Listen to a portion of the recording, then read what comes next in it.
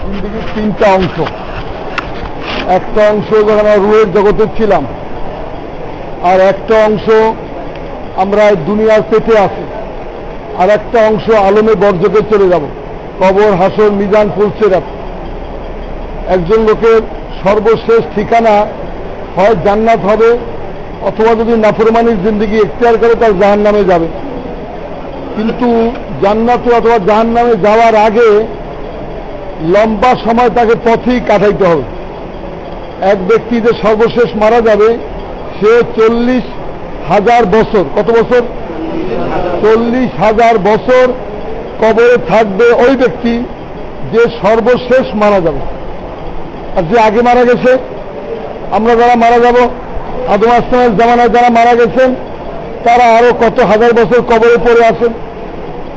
হাসরের ময়দানের যে হিসাব নিকাশ হবে, সেটাও বলছেন যে এরকম ভাবে 50,000 বছর সময় ধরে হিসাব নিকাশ নেওয়া হবে। আর তারপরে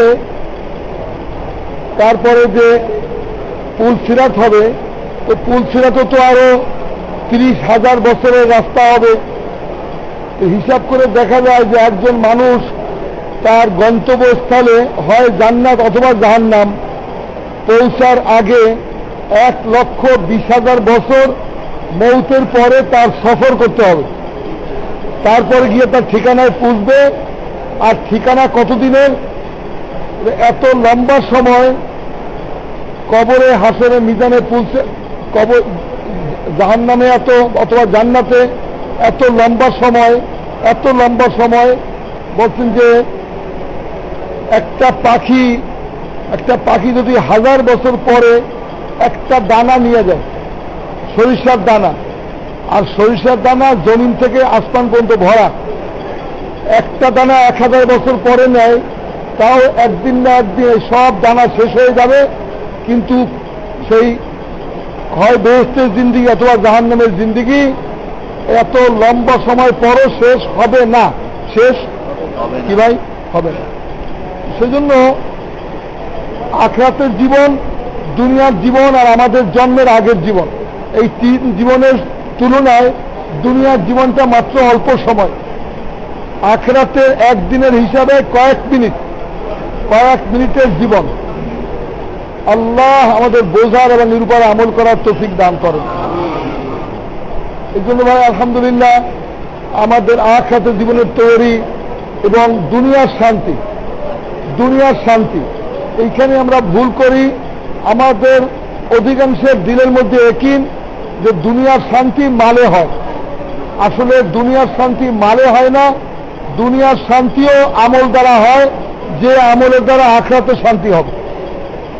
এই জন্য দুনিয়ার শান্তি, আখিরাতের শান্তির জন্য দুনিয়ার জীবনটা আমলের উপরে উঠাইতে হবে।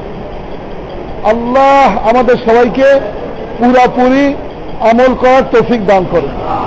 ওই আমলের জিন্দেগি এখতিয়ার করার জন্য, ওই যোগ্যতা পয়দা করার জন্য আমাদের মধ্যে আমল আসে। এই জন্য আমরা তাবলিগে আসছিলাম আপনাদের মহল্লায়, এই মহল্লায় একটা জামাত আসছিল, 3 দিন ছিল এই মহল্লা, আজকে চলে যাচ্ছে। তো জামাতের সাথীরা যারা মহল্লায় ফিরে যাবেন, অথবা এলাকার সাথীরা যারা মহল্লায় রয়েছেন, সকলের জন্য একই করণীয় কর্তব্য। সেটা হইতেছে যে ভাই, পুরা দিন মানার জন্য নিয়ত করার চেষ্টা করা, দোয়া করা। কি বলেন ভাই? কি ভাই? দিন আংশিক না। একটা ঘর একদিকে বেড়া দেয়, 3 দিকে বেড়া দেয়, 5 দিকে বেড়া দেয়, একদিক খোলা থাকলে ওখান থেকে চোর ডাকাত ঢোকে। একটা বলের একটা ছিদ্র হইলে ওই ছিদ্র দিয়ে বাতাস বের হয়ে যায়। মানুষের জিন্দগিতে একটু মানলাম না, এটাকে দিন বলে না। দিন বলে পুরা দিন, পুরা জিন্দগিতে আনা। এই জন্য আমাদের পুরা জিন্দগিতে পুরা দিন আছে, আল্লাহর হুকুম, নবীর তরিকা আছে। এই জন্য নিয়ত করা, এটা করা, দোয়া করা, নিয়ত করা, চেষ্টা করা, দোয়া করা। কি ভাই বলেন? নিয়ত করা, চেষ্টা করা, দোয়া করা যে আল্লাহ আমাদের জীবনে পুরা দিন আছে। আমরা এই এক রাত্রে ইবাদত বন্দেগী করছি, এমন যেন না হয় যে এরপরে বাকি জিন্দগি যেই সেই, কি বলেন, লোহা পিটাইলে পরে লোহা কি শব্দ করে? তাই আমি যেই সেই, যত আমার পিটাও না কেন আমি যেই সেই। তো এইরকম না হয় যে আমাদের জিন্দিগি আগের মতো কাটাইলাম, বরং দেখা দরকার যে 5 ওয়াক্ত নামাজ আমি সুন্দর করে পড়ি কিনা, তেলাওয়াত করি কিনা, জিকির করি কিনা, আল্লাহর যে ফরজিয়াত হুকুম আছে আগে আদায় করি কিনা। তো এই জন্য ভাই দোস্ত, এই যোগ্যতা পয়দা করার জন্য তবলিগে ওয়াক্ত লাগাইতে হয়, আল্লাহ রাস্তায় ওয়াক্ত লাগাইতে হয়। আমরা সকলে নিয়ত করি, আল্লাহ তুমি আমাদেরকে তৌফিক দাও, নবীরা যেরকম আল্লাহ রাস্তা বের হয়েছেন, নবীরা যেরকম দাওয়াত দিচ্ছেন, নবীরা যেরকম সবর বরদাস্ত করছেন, নবীদের তরিকায় আমরাও এরকম ভাবে আল্লাহ রাস্তায় বের হইয়া দাওয়াত দিয়া কষ্ট করিয়া আমাদের জিন্দগিতে যেন দিন আনতে পারি। কি বলেন ভাই? আমাদের জিন্দগিতে পুরা দিন নাই, পুরা দিন আনতে পারি। এছাড়া যখন এলাকায় থাকবো, একটু আল্লাহ রাস্তায় বেরা চিল্লা 4 মাস লম্বা সফরের জন্য, যখন এলাকায় থাকবো তখন এলাকার মধ্যে মেহনত করবো। এলাকার মেহনত কি? এলাকার মসজিদকে আবাদ করব। মসজিদ আল্লাহর ঘর, যার ঘরে আছে তার সঙ্গে সম্পর্ক হয়। 5 ওয়াক্ত নামাজ মসজিদে এসে পড়ব। ভাই আমরা অনেক সময় বুঝি না, দেখেন এই যে সমস্ত রাত্রে নামাজ পড়লাম, কিন্তু বিশ্বাস করেন ফজরের 2 রাকাত ফরজের তুলনায় এরকম কোটি রাত্র ইবাদত করলে ফজরের 2 রাকাত ফরজের তুলনায় বরাবর হবে না। বুঝলেন না কথা? ফজরের 2 রাকাত ফরজ, ফরজ এত উঁচা, কোটি নফল একত্র করলে ফরজের বরাবর হয় না, ফরজ ফরজের জায়গায়। এই জন্য আমরা 5 ওয়াক্ত নামাজ মসজিদে এসে জামাতে পড়ার সকলে নিয়ত করি। কোন জায়গায় কি বল? এরকম না হয়, এখন তো রেওয়াজ হয়ে গেছে, জুম্মার দিন নামাজ পড়ে বাকি ওয়াক্ত আসে না।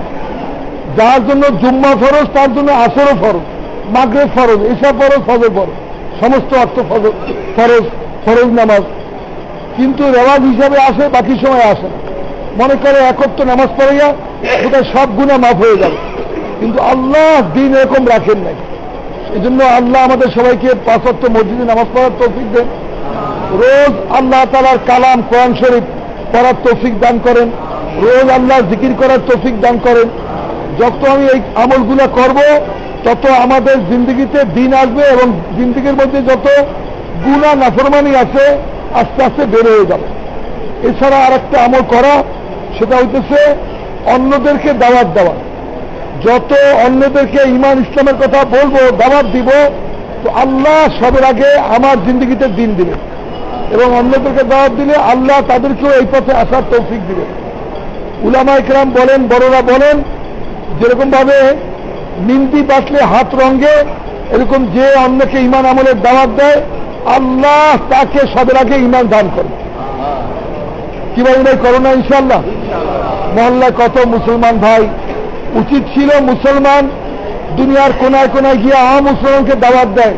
সাহাবারা দুনিয়ার কোনায় কোনায় গিয়ে মুসলমানকে দাওয়াত দিচ্ছেন, কিন্তু আজ আফসোস, মুসলমানের অনুশোচনা, ব্যথা এরকম এরকম দিল থেকে বাইর হয়ে গেছে, মুসলমানের কথা বুঝতেও পারতেছে না যে দাওয়াত দেওয়া আমাদের দায়িত্ব। আজ মহল্লায় কত বেনামাজি, এদেরকে দাওয়াত কে দেবে বলেন? এইটা সব মুসলমানের দায়িত্ব। নামাজ যেরকম ফরজ, দাওয়াত দেওয়া এরকম ফরজ। এই জন্য ভাই দোস্ত সবাই নিয়ত করি, আপনাদের মহল্লায় আলহামদুলিল্লাহ ইশার বাদের তালিম হয়। এছাড়া আপনাদের মহল্লার মধ্যে, এই মহল্লার মধ্যে গাছ আছে, এরকম ভাবে আপনারা গাছের মধ্যে জুড়বেন, তাবলীগে ওঠা বসা করবেন। তো আলহামদুলিল্লাহ আল্লাহ এরকম আল্লাহ রাস্তায় 3 দিন জামাতে বেরোবেন, তো আল্লাহ নেককার দিনদার বানাইবে। করবেন না ইনশাআল্লাহ? আল্লাহ সবাইকে আমল করার তৌফিক দান। ভাই কি বলেন মহল্লাওয়ালারা? আমরা যারা জামাতে আসছিলাম, একটা একে অপরকে মাফ করে দেই, একে অপরকে লেনদেনের মধ্যে কম বেশি হইতে পারে, এই জন্য সবাই সবাইকে মাফ করে দেই।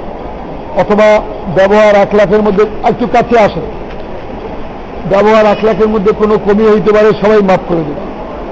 এরপরে ভাই বড়রা বলেন, আল্লাহ রাস্তায় যে ওয়াক্ত লাগাইছে শুকরগুজারি করে যাই, আর আল্লাহ রাস্তায় ওয়াক্ত লাগানোর সময় যে ভুল ত্রুটি হয়েছে এগুলো মাফ করে দেয়। শুকরগুজারিও করা যে আল্লাহ দয়া করে তোমার রাস্তায় বের হওয়ার তৌফিক দিত, আর আস্তাগফির করা এই জন্য, ইস্তেগফার করা এই জন্য যে আল্লাহ তোমার রাস্তায় যে বের হওয়ার তৌফিক দিছিলা, তোমার ঘরে ছিলাম কিন্তু তোমার ঘরের হক আদায় করতে পারি নাই, আল্লাহ তুমি মেহরবানি করে মাফ করে দাও। যে ইস্তেগফার করে আল্লাহ তার গুনাহগুলো এরকম মাফ করেন যেন সে গুনাহ করেই নাই। এই হিসাবে ভাই মাফ চাই। ইস্তেগফার সমস্ত সমস্যার সমাধান। যত তওবা করে আল্লাহ রিজিক বাড়াইয়ে দেন, যত তওবা করে আল্লাহ তাকে মুসিবত থেকে রক্ষা করেন। তওবা এইরকম বড় উঁচা আমল, এই জন্য তওবা করি। আর এই নিয়ত নিয়ে যাই তিনটা কথা, কি বলেন? আল্লাহ আস্তার শুকরগুজারি করি, যাওয়ার সময় তওবা করতে করতে যাই, আর আজান নিয়ত নিয়ে যাই যে আল্লাহ আমি মহল্লায় গিয়া এরকমভাবে ইবাদত বন্দেগী আল্লাহর হুকুম হিসাবে পুরা করব এবং মহল্লায় গিয়ে আমি দাওয়াত দেব। এবং আলহামদুলিল্লাহ আগামী মাসে আবার আমরা ওয়াক্ত নিয়ে জামাত নিয়ে বাইর হব। আমাদের মহল্লা থেকে আগামী 15 দিনের মাথায় অর্থাৎ 29, 30, 31 3 দিনের জামাত আমরা বের হব, মাস্তুরাতের জামাত। যারা যেতে চান আমাদের সঙ্গে যোগাযোগ করিয়েন, জামাত বানিয়ে সেই হিসেবে রওনা করে যাব। এছাড়া মহল্লার মধ্যে প্রত্যেক বিল্ডিংয়ের মধ্যে গাছ আছে, যার যার বিল্ডিংয়ের গাছের মধ্যে শরিক হবে এবং মহল্লার যেখানে তালিম হয় তালির মধ্যে শরিক হবে। প্রত্যেকে যার যার ঘরে ছেলে মেয়ে বিবাসার জিন্দগি বানানোর জন্য ঘরের মধ্যে তালিম। বড়রা বলেন যে ঘরে তালিম হয় ওই ঘর থেকে বদদিনী এরকম বের হয়ে যাবে যেরকম এয়ার কন্ডিশন চালাইলে ঘরের গরমটা বাইর হয়ে যায়। বলে ঘরের মধ্যে নাফরমানির কোনো ছিদ্র খোলা থাকবে না যদি ঘরের মধ্যে ফাজাইলে আমলের কিতাবের তালিম হয়। এই জন্য প্রত্যেকে ছেলে মেয়ের হক হিসাবে, বিবির হক হিসাবে ঘরের মধ্যে তালিম করবো। কি ভাই নিয়ত করলাম? প্রত্যেকে করব। 5 মিনিট করে, 10 মিনিট করে, আধা ঘন্টা করে ঘরের মধ্যে ছেলে মেয়ে নিয়ে তালিম করা। এইটা তাদের বলতে আতর লাগাইলে ভালো আতর যেরকম সুঘ্রাণ থাকে, আল্লাহ রসুলের কথা এরকম সবচাইতে উঁচা আতরের মতো। যদি তাদের অল্প কথা শুনি, এই কথার প্রভাব, এই কথার আসর দিলের মধ্যে পড়বে। আর আলহামদুলিল্লাহ সবাই তাসবিহাত আদায় করি। সুবহানাল্লাহ, আলহামদুলিল্লাহ, লা ইলাহা ইল্লাল্লাহ, আল্লাহু আকবার 100 বার সকালে, 100 বার বৈকালে। আর আস্তাগফিরুল্লাহ এইটা সকালে 100 বার, বৈকালে 100 বার। আর দরুদ শরীফ, আল্লাহ নবী ইহসান দরদ সকালে 100 বার, বৈকালে 100 বার। এই আমলগুলো আমরা করি। এছাড়া ভাই প্রত্যেক দিন মহল্লায় কিছু দাওয়াত দিবেন। সব সাথীরা মহল্লার মধ্যে যে যত অন্যের দুয়ারে দাওয়াত দেয়, আল্লাহ তাকে যে কথা দাওয়াত দিবে ওই হেদায়েত, ওই বুঝ, ওই সমদ, ওই ইয়াকিন আল্লাহ তার দিলে পয়দা করে দিবে। এই জন্য দাওয়াত দেওয়া হক। দাওয়াত না দেয় কাল হাসরের দিনে পুরাপুরি ইবাদত করিয়া গেলেও হুজুর সাল্লাল্লাহু আলাইহি সাল্লাম হাউজে কাউসারে পানি খাওয়াবেন না, বের করে দেবেন, বের হও। কারণ কি? তারা হুজুর সাল্লাম বলবেন আমার দিল ঠান্ডা হওয়া মেহনত, আমার কষ্ট করা রক্ত মাখা দিন, বুকা ফাঁকা থাকা দিনের দিন তোমার সামনে ডুবতে ছিল, লোক নাফরমানি করতেছিল, মসজিদ থেকে লোক ভাগতেছিল, তুমি ওই সময় কোনো মেহনত করো নাই। এই জন্য আল্লাহ নবী অসন্তুষ্ট হবেন, হাউজে কাউসারে পানি খাওয়াবেন না, সুপারিশ করবেন না। ওই আবেদে যে একলা ইবাদত করছে, অন্যের দাওয়াত দেয় না। এই জন্য ভাই দাওয়াত দেওয়া প্রত্যেক মুসলমানের দায়িত্ব, হক। আমরা বুঝি আর না বুঝি, মানি আর না মানি, কিন্তু কথা হক। যেমন নামাজ পড়া হুকুম, দাওয়াত দেওয়া এরকম হুকুম। এই জন্য ভাই মহল্লায় রোজানা 2.5 ঘন্টা মেহনত করি, 10 ভাগের 1 ভাগ করি, তো আল্লাহ পুরা 24 ঘন্টা দিনের কাজের মধ্যে থাকার নেকির দান করবে।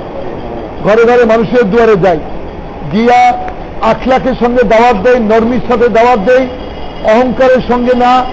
আমি নিজে ভালো, আরেকজনকে হেদায়েত করতে যাইতেছি, এই ঢঙে না কথা বলবো না।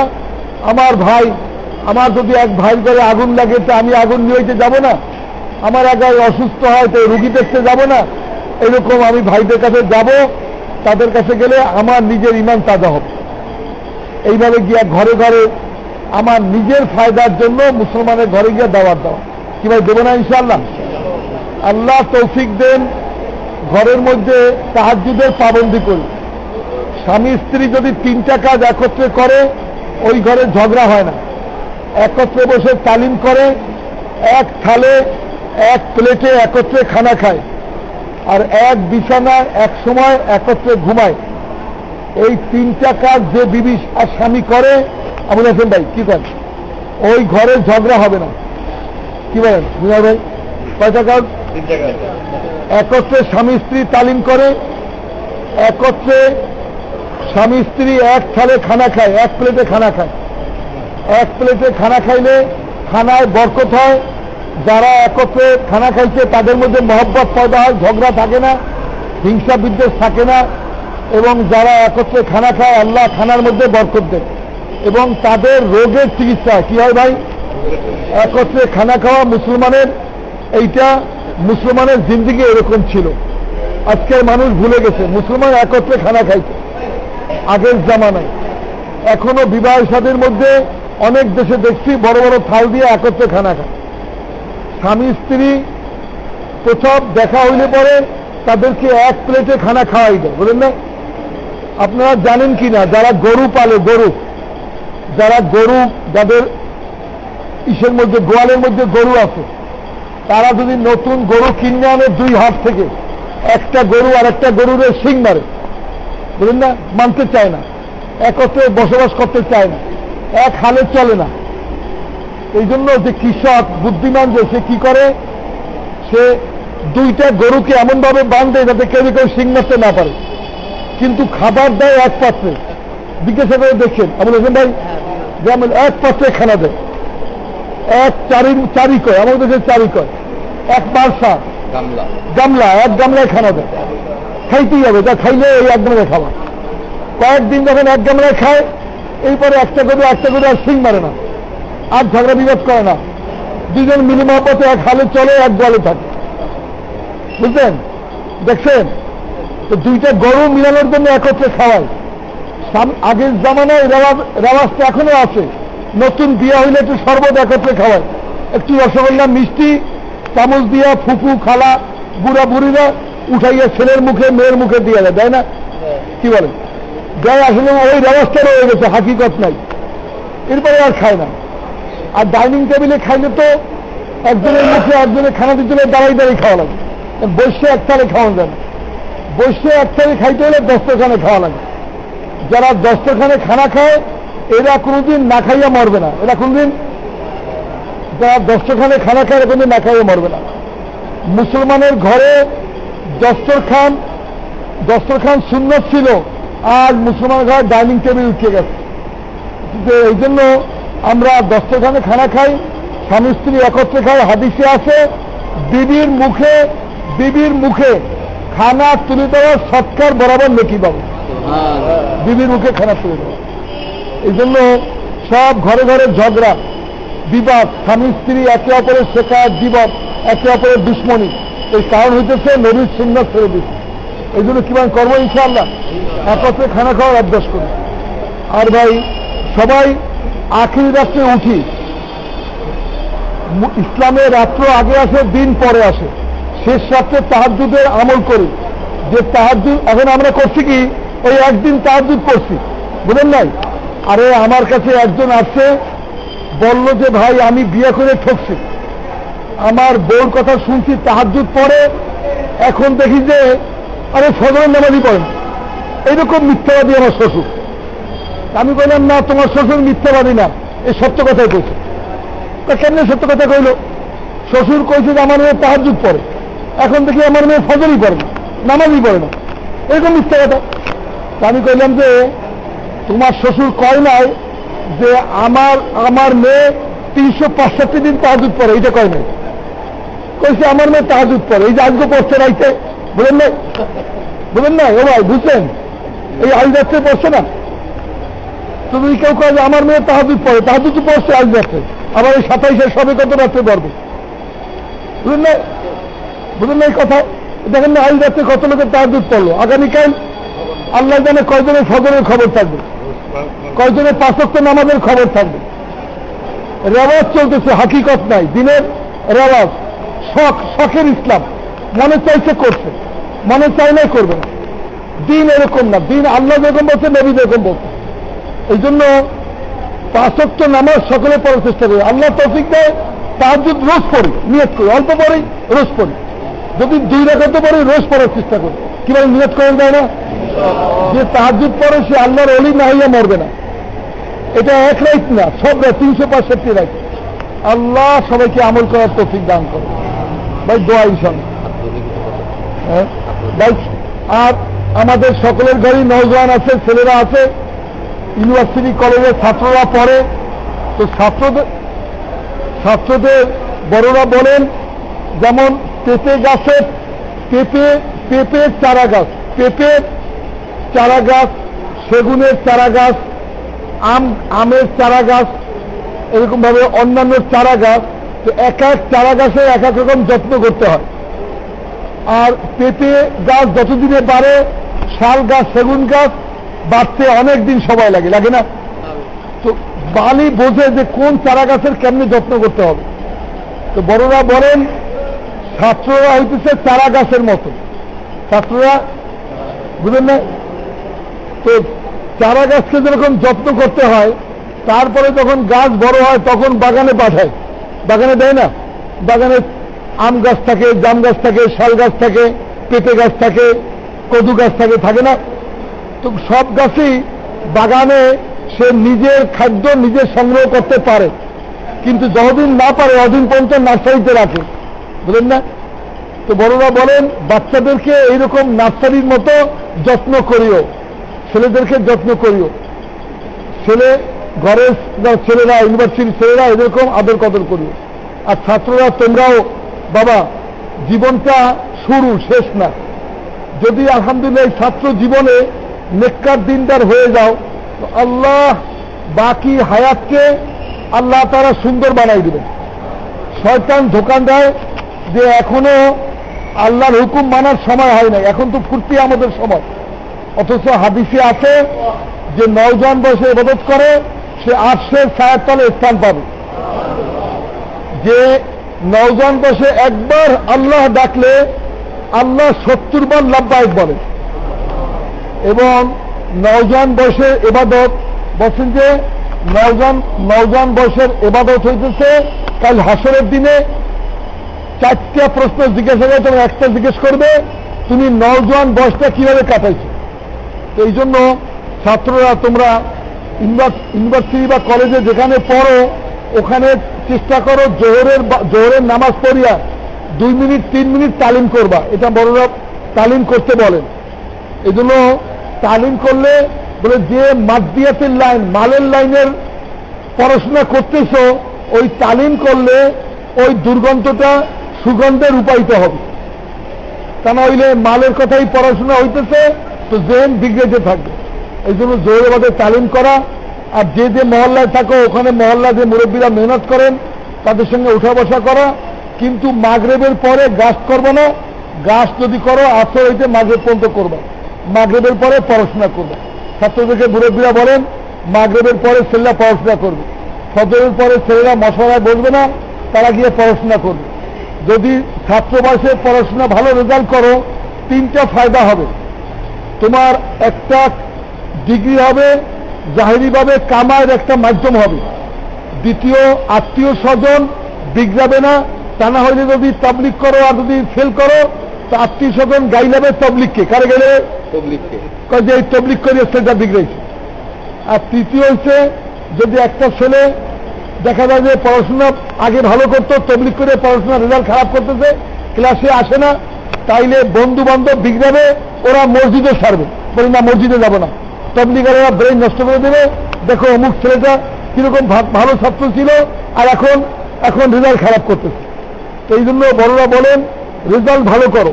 আর রেজাল্ট ভালো করা সহজ, কারণ তবলিগের ছেলেদের মন পবিত্র, তারা মেয়েদের ফিতনা, ইন্টারনেটের ফিতনা, মোবাইলের ফিতনা, এই সমস্ত বাজে আড্ডার ফিতনা, পার্টিবাজির ফিতনা, এর থেকে বেঁচে থাকে। আমরা আমাদের জামানায় আজ হচ্ছে 40 বছর আগে যখন আমরা পড়াশোনা করছি ইউনিভার্সিটিতে, 40 বছর আগে, তখন সবচাইতে ঢাকা শহরের বড় মার্কেট ছিল নিউ মার্কেট, মনে আছে? আমরা পলাশি থাকতাম, পলাশি হল থেকে আমরা নিউ মার্কেট পর্যন্ত যাইতাম না।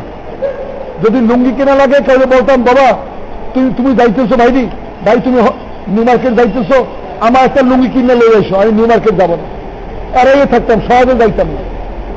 তো এই জন্য মার্কেট এখন তো অনেক ফিতনা। আমাদের জামানায় ইঞ্জিনিয়ারিং ইউনিভার্সিটিতে 1800 ছেলের মধ্যে মাত্র 2টা মেয়ে ছিল, মাত্র 2টা মেয়ে ছিল। আর এখন ইঞ্জিনিয়ারিং ইউনিভার্সিটিতে খবর পাইলাম, বললো অর্ধেকের বেশি মেয়ে। মেডিকেল কলেজে 65% মেয়ে, 60-এর উপরে 65% মেয়ে মেডিকেল কলেজে, প্রত্যেক ইউনিভার্সিটির মেয়ে। আর মেয়ে লোক একটা ফিতনা, হাদিসে আছে মেয়ে লোক হইতেছে শয়তানের জাল, শয়তানের জাল। আর চোখ হইতেছে তীর, চোখ কি? আর তীর যাইয়া ওই জালের মধ্যে আটকা পড়ে। হাদিসে আছে, কিতাবে আছে, সবের সঙ্গে একটা করে শয়তান আছে। মেয়ে লোক যদি রাস্তায় নামে, সে দিনের খাতিরে নামুক, দুনিয়ার খাতিরে নামুক, তার সঙ্গে 2টা করে শয়তান সঙ্গে থাকে। কিতাবে আছে, পড়ে দেখেন, কিতাবে আছে। অন্যের সঙ্গে একটা, মেয়ে লোকের সঙ্গে কয়টা? 2টা। এই জন্য যদি ঈমান বাঁচাইতে হয় তো নিজেকে এই সমস্ত ফিতনা থেকে বাঁচতে হবে। শুধু পড়াশোনা করো, তবলিগে লেগে থাকলে ফিতনা থেকে বাঁচতে পারবে। তা না হইলে বাঁচার কসম করে বলতে পারি কোনো রাস্তা নেই, বাঁচা কঠিন। কারণ এত ফিতনা, এই নওজোয়ান বয়স, পরিবেশ খারাপ, তো আস্তে আস্তে খারাপের মধ্যে ঢুকে যাওয়ার সম্ভাবনা। আল্লাহ মেহরবানি করে রক্ষা করেন। এই জন্য বাবা তাকওয়ার উপরে থাকো, তেলাওয়াত, জিকির, নামাজ, গাস্ত, তালিম, এগুলোর মধ্যে থাকো। আল্লাহ এই হাজারো লক্ষ ফিতনা থেকে বাঁচাইয়ে রাখবে। আল্লাহ সবাইকে আমল করার তৌফিক দান করেন। যখন ছুটি পাও 3 দিনের জামাতে বাইর হইও। আমরা ক্লাস নষ্ট করতে বলি না, ছুটি পাইলে আল্লাহ রাস্তায় বাইর হইও। আর যখন ফাইনাল পরীক্ষা হয়ে যাবে তখন 4 মাসের জন্য আল্লাহ রাস্তায় বাইর হওয়া। 3 চিল্লা দেওয়ার পর তারপরে সংসার, বিয়ে শাদী অথবা চাকরি, ব্যবসা। কিসের পরে? 3 চিল্লা দেওয়ার পরে। কারণ দিনের উপর চলার যোগ্যতা না হইলে সংসারিক জীবনে যাও, সেখানে গিয়ে ফেল মারবে, নাফরমানের জিন্দেগি এখতিয়ার করবে, অথবা ব্যবসা বাণিজ্যের চাকরিতে যাক, ওখানে গিয়ে হকের উপর টেকা কঠিন হবে। আমাদের হলের মধ্যে, ইউনিভার্সিটি হলে যে ছেলেকে সবাই মোল্লা কইতো, মোল্লা কইলে সবাই চিনত, ও তবলিগে অতখানি গা দিয়া তবলিগ করতো না, বাকি সে খুব ইবাদত বন্দেগী করত। 10 বছর পরে তার সঙ্গে নিউ মার্কেটে দেখা, তো সে যেহেতু বন্ধু, একত্রে হলে ছিলাম, সে বলে দেখো আমি আগের মতো নাই। কারণ কি তুমি কি ঘুষ খাও? বলে হ্যাঁ, এখন তো ঘুষ খাই। এই দেখো আমার দেহনা লেবাস কিরকম, আমি আর আগে সেই মোল্লা নাই। তা আমার বড় আফসোস লাগবে, ভাই আমরা তো আলহামদুলিল্লাহ চেষ্টা করতেছি দিনের উপর চলার। তো তুমি যদি ওই সময় 3 চিল্লা দিতা। অনেক অনুরোধ করলাম, বললাম ঠিক আছে, এখন অন্তত যেখানেই আসো, যেখানে পোস্টিংয়ে আসো, এখন 3 চিল্লা দাও, তবলিগে উঠা বসা করো, মহল্লা গাছতে থাকো। তবলিগের কাজ তোমাকে হাজারো ফিতনা থেকে বাঁচাবে। বিশ্বাস করেন, এগুলো কোনো বানোয়াট কথা না। আমার সঙ্গে যে ছেলে একত্রে 3 চিল্লা বের হয়েছিল 72 সনে, এরপরে বললো না এখন তো আমার সংসারের অভাব, আব্বা আম্মা মানা করতেছে, 3 চিল্লা দেবো না, তবলিগে এখন না, এখন তো চাকরি নিতে হবে ভাই। আমি তো এই চাকরি নিয়ে নিল। ওই ছেলের সাথে ওই ভাইয়ের সঙ্গে প্রায় 30 বছর পরে দেখা। পল্লবীতে বাড়ি করছে, আমি সেই মসজিদে 3 দিনের জামাতে গেছি, দেখে আমার চিড়ে ফেলছে, ওলি কেমন আস? আমি ভাব তুমি কেমন আস? আলহামদুলিল্লাহ, রফিক নাম, আমার বন্ধু, রংপুর বাড়ি। তো সে মসজিদের কোনায় নিয়ে কান্দে দিল, বলল যে আমার ঘরের অবস্থা এই যে তোমারে যে আমি আমার ঘরে নিয়ে যাবো, আমার শরম লাগবে। আমার ছেলে মেয়ের লেবাস, আমার বিবির লেবাস, আমার ঘরে গান বাদ্যের আসবাব, আমার ঘরের দিনের যে অবস্থা, তোমারে নিতে শরম লাগে। তো দেখেন, একসাথে পড়াশোনা করছি, যদি 4 মাস লাগাইতো হয়তো বা জীবন অন্যরকম হয়ে যেত। ওয়াক্তে লাগাইল না, তবলিগের সঙ্গে লেগে থাকলো না, তো পরবর্তী জীবন আস্তে আস্তে যা হয়, পরিবেশে মানুষকে বিগড়ে ফেলে। এরপরে বিবি মডার্ন আসবে, বাচ্চাগুলা বড় হবে, বাচ্চারা মায়ের তালে তালে চলবে, ঘরের মধ্যে গান বাদ্যের আসবাব আসবে, বিপদ দিকে আসবে। এরপরে ওই বেচারা বুড়াকালে যদি ফিরতেও চায়, বুঝলেন না, বুড়াকালে ফিরতে চাইলেও তার ব্যক্তি হয়তো তওবা করতে পারবে, কিন্তু ঘরের মাহল পরিবর্তন করা অনেক কঠিন, কঠিন না? শুনে কইতেছে, আব্বা আমাদের সঙ্গে বেশি চাপাচাপি করেন না, আমরা আপনার আগের জিন্দিগি দেখছি, বুঝলেন না? আপনি এখন দাঁড়িয়ে দেখছেন, আপনার আগের জিন্দিগি দেখছি। আপনি আম্মারে নিয়ে সিনেমায় গেছেন না, আপনাকে টেলিভিশন দেখতেন না, আপনি কি এইটা করেন নাই? আমরা তো দেখছি আপনারে। এখন আপনি হুজুর হয়ে গেছেন, তবলিগি বুড়া গেলে চিল্লা দিয়া আব্বা আমার লাগে বাড়াবাড়ি করেন না, আমরা বুড়ো হইলে আমরা হুজুর হম, এক কথা শেষ, বুঝলেন না ভাই? বলে কি বলে না? এই জন্য ঘরের পরিবেশ যদি পরিবর্তন করতে হয় বুড়াকালে অনেক কঠিন, কান্দন ছাড়া কোনো পথ নাই। আর যদি এখনই এই বয়সের ছেলেরা তোমার তবলিগে লেগে লেগে থাকো, তাহলে বিয়ে শাদীও সুন্নাত তরিকায় হবে। চাকরি লক্ষ্মীতে গিয়া আলহামদুলিল্লাহ আলহামদুলিল্লাহ আমাদের তো লক্ষ টাকা ঘুষ নিয়ে আসছে আমাদের অফিসে, লক্ষ লক্ষ টাকা ব্যাগ ভরে টাকা নিয়ে আসছে। বলে আমার ফাইলটা ছাড়িয়ে দেন, এই ব্যাগ আপনার, এর মধ্যে মাল ভরা। তো বললাম যে বাবা আপনি যে দাড়ি টুপি দেখি আপনার সংকোচ হইল না, ডর লাগলো না, আপনি আমাকে লক্ষ টাকা ঘুষ সাধলেন? তো বলে হুজুর আমি অনেক চিন্তা করছি, অনেকক্ষণ বসে বসে চিন্তা করছি যে আপনার ঘুষ সাধবো কি সাধবো না। পরে চিন্তা করে দেখলাম যে অনেক দাড়িওয়ালারা ঘুষ খায়, বুঝলেন না? অনেক দাড়িওয়ালারা ঘুষ খায়, এটা অফিসে দেখা যায়। তো চিন্তা করলাম যে আমার তো এই ফাইল ছাড়াইতে হবে, আমার কাম করাই নিতে হবে। কাজেই শেষকালে বিসমিল্লাহ কইয়াই ছাড়াইছি স্যার আমাদের সামনে যে আপনি ঘুষ হলে ঘুষ খান, যে কয় লক্ষ টাকা নেন, তবু আমার কাজটা করিয়ে দেন। বললাম না আমি আপনার ক্ষতি করবো না, আপনি টাকা নিয়ে আসেন, টাকা লইয়ে দেন, দেখি যদি আপনার ভালো হয় তো আমি দেবো, ভালো না হইলে আপনি যা আনছেন ওর 1000 গুণ আনলেও আপনি আমাকে যে কাজ বাগাইতে পারবেন না, কাজ নিতে পারবেন না। আপনি যারে লইয়ে আসেন, যত টাকা লইয়ে আসেন, আপনি যদি বন্দুক দেখাইয়া নিতে চান আমার নিতে পারবেন না, জানটাই তো দেওয়ার জন্য রাজি আছে। তো চলে গেছে। তো যাই হোক ভাই দোস্ত, এই জন্য আপনাকে আমাকে যদি মজবুত হইতে হকের উপর দিনের উপরে এই মসজিদওয়ালা আমল করলে আল্লাহ কুদরত দ্বারা আপনাকে আমাকে ফিতনা থেকে, হারামি থেকে, জেনা থেকে, ফায়সা থেকে, ঘুষ থেকে, জুলুম থেকে বাঁচাইবেন। বাঁচানোর জন্য যোগ্যতা লাগবে, যোগ্যতার তবলিগ। কথা বলেন নাই? তবলিগের মেহনতে দেয় যোগ্যতা পয়দা হয়, ওয়াক্ত লাগাইতে লাগাইতে যোগ্যতা পয়দা। আল্লাহ আমাদের সবাইকে উপর আমল করার তৌফিক দান করে। আমাদের এক ডাক্তার তারে এসে বলছে যে আপনি একটা সার্টিফিকেট দেন, আপনাকে 1 লক্ষ টাকা দেবো, শুধু লিখে দিবেন অ্যাটেম্প টু মার্ডার, বুঝলেন? অ্যাটেম্প টু মার্ডার এটা লিখে দেবেন, আপনি সিল সাপোর্ট দিয়ে দেন, একটা কাগজে লেখেন আপনাকে 1 লক্ষ টাকা দেবো। উনি বলে এত অল্প টাকায় আমি লিখি না, কয় কোটি দেবেন বলেন? বলেন আমার মেয়েটাকে রক্ষা করতে হইবে, জামাইয়ের জেল খাড়াইতে হইবে, আপনি আমার লিখে দেন, আপনি বড় ডাক্তার FRCS। উনি বলছে যে আপনার যদি পুরা জিন্দগির সব মাল লইয়াও আসেন তবু আমাকে একটা কলম দেখাইতে পারবেন না। এই জামানায় এরকম ডাক্তার আছে আলহামদুলিল্লাহ। দিনের মেহনত করণের ভিতরে তো বোঝা যায় না। আমার একজন জয়েন্ট সেক্রেটারি বলে যে তবলিগে কাকের নদীতে খারাপ লোকরা ঘোরে, আপনার যাওয়া ঠিক না। আমি বললাম আপনি ঠিক বলছেন, খারাপ লোক তো যায় ভালো হওয়ার জন্য, হাসপাতালে রুগী যায় কি বলেন, রুগী ভালো হওয়ার জন্য। নবীর কাছে খারাপ লোক আইছে, তাই কাকেলে খুন করিয়া লোক যায়। আমি বললাম আমাদের 9টা খুন করিয়ে গেছে, 70টা খুন করিয়ে নবীর কাছে আসে, বুঝলেন নাই? 9টা না 7টা খুন করিয়া কাকতালে গিয়ে পড়াইছে। ওদের নবীর কাছে তো 70 খুন করিয়ে আইছে, তাও শিশু, নাবালক শিশু। তো মানুষ তো ভালো হওয়ার জন্য হাসপাতালে যায়, কাকতাল তো হাসপাতাল, দাওয়াতে মেহনত। এখানে ধোবার বাড়ি ময়লা কাপড় দিয়ে ভালো হইয়া আসে, কি বলেন? কাকতালে বিজ্ঞান মানুষ যায় শ্রদ্ধার জন্য, হাসপাতাল। ঠিকই বলছেন আপনি। এই জন্য ভাই দোস্ত, আল্লাহ আমাদের বোঝার তৌফিক দান করে। যারা তবলিগের উপরে অ্যালার্জি ডরায়, দেখতে পায় আর তবলিগ বলেন না, না না না আমি তবলিগ করি না। ওরে ভাই আপনি একটু ভিতরে ঢুকিয়ে দেখেন, আপনি মনে করেন আপনি সুস্থ মানুষ, আর একটু ব্লাড টেস্ট করেন না, কি কম ডায়াবেটিস ডাক্তাররা কয় না, কি বলে একটু ব্লাড টেস্ট করেন। ব্লাড টেস্ট করলে বুঝতে পারবেন যে আপনার ডায়াবেটিসের কি অবস্থা, আপনার শরীরে কি অবস্থা, একটু এক্সরে করেন। তো আমরা তবলিগে এই কথাই বলি, যারা তবলিগ দেখতে পারে না তাকে বলি ভাই ঠিক আছে আপনি মসজিদে গিয়ে তবলিগের জামাতের সঙ্গে 3 দিন থাকেন, আর তবলিগে গিয়ে এই কথা বলবেন ভাই আমি কিন্তু তবলিগ করি না, আমি 3 দিন মসজিদে থাকবো আপনাকে দেখার জন্য যে আপনারা কি করেন। ইনশাআল্লাহ 3 দিন যদি কেউ মসজিদে থাকে, যেরকম ব্লাড টেস্ট করলে, এক্সরে করলে, পেশাব টেস্ট করলে শরীরের ভিতরে হালত বুঝে যায়, ওরকম ভাবে 3 দিন আল্লাহর সাথে থাকেন, তো নিজের ইমানের অবস্থা নিজেই বুঝতে পারবে তবলিগ করার দরকার কি দরকার না। তবলিগ কোন দল না, না পার্টি না, না নোট না ভোট। যে করবে সে বনবে, যে না করবে নিজের ক্ষতি নিজে করবে।